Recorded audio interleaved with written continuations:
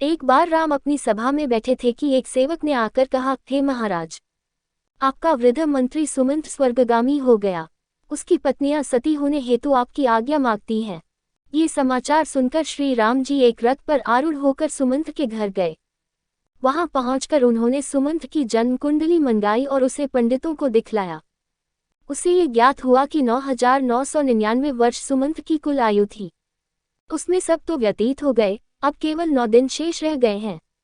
तब श्री राम ने गुरु वशिष्ठ को बुलाकर उनसे कहा कि हे गुरु, त्रेतायुग में 10,000 वर्ष मनुष्य की आयु मानी गई है।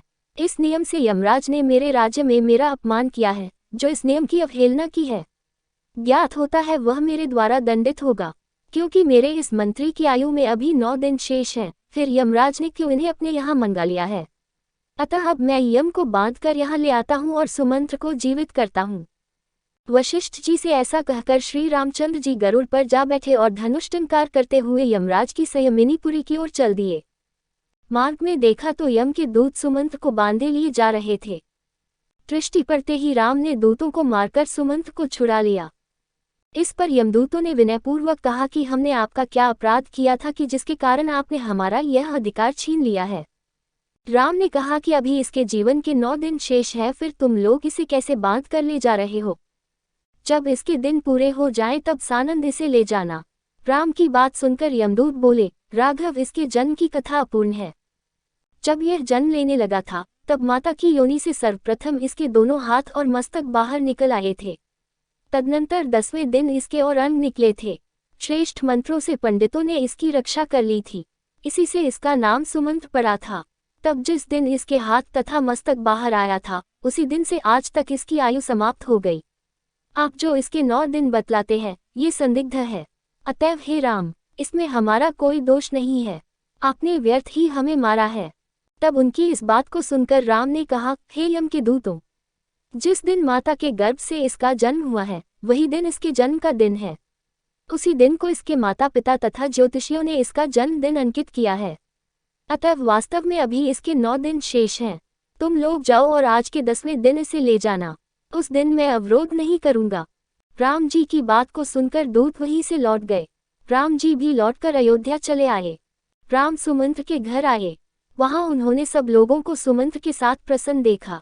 सुमंत ने राम को देखकर प्रणाम किया और उनकी पूजा की। पश्चात राम अपने भवन को गए। सुमंत ने अपने जीवन के 9 दिन शेष जानकर पर्याप्त पुण्य दान किया। यम के दूत अपनी पगड़ी फेंककर यम से बोले, हे यमराज, तुम कैसे अपने अधिकार की रक्षा करते हो? अपने अनुचरों की ये दुर्दशा देखकर क्या तुम्हें लज्जा नहीं आती? मार्ग में राम ने हमसे सुमंत को छुड़ा लिया और कहा कि अभी इसके जीवन के 9 दिन शेष हैं। जब उसके वह 9 दिन पूरे हो जाएंगे तभी राम उसे आने देंगे। अब हम लोग जल में डूबकर अपने प्राण विसर्जन कर देंगे। तब दूतों की यह बात सुनकर यमराज क्रोध के मारे लाल हो गए और दूतों से कहा कि तुम सब कुछ भी खेद प्रकट न करो। मैं आज ही राम को बांधकर उनके इस कृत्य का दंड दूंगा। तुम जाकर सेना तैयार करो, तब तक मैं इंद्र के पास जाता हूँ। ऐसा कहकर यमराज तत्क्षण इंद्र के पास चले गए। उन्हें सारा वृतांत सुनाया और सहायता करने की प्रार्थना की।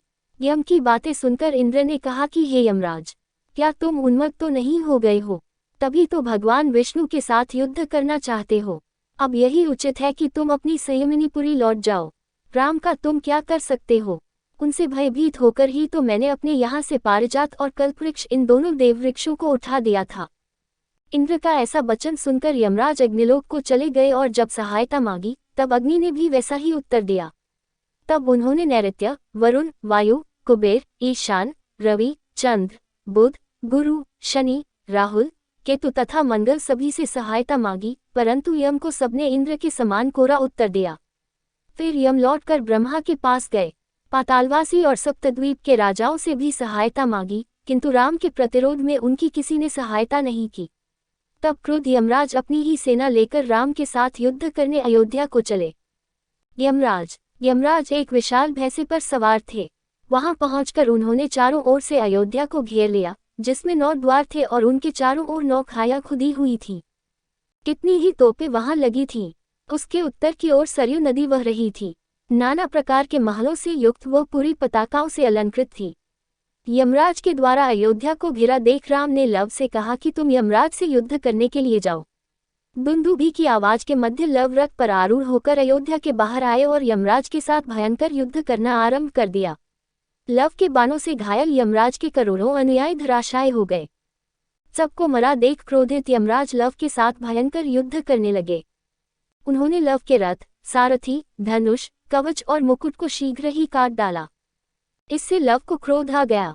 वह तत्काल ही एक दूसरे रथ पर जा बैठे और यमराज के साथ अति भयंकर युद्ध करना आरंभ कर दिया।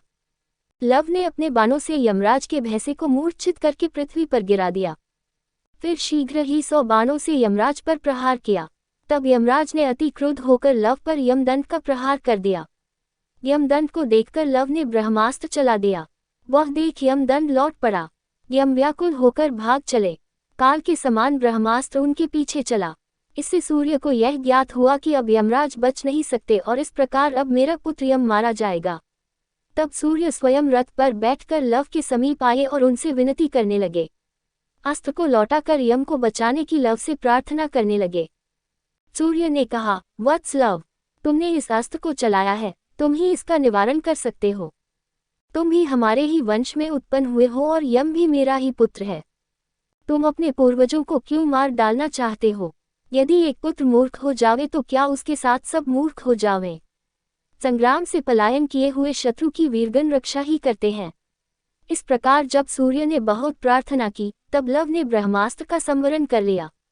तदनंतर लव को आगे किए हुए यमराज के साथ सूर्य राम जी का दर्शन करने के लिए प्रसन्नतापूर्वक अयोध्या नगरी में आए।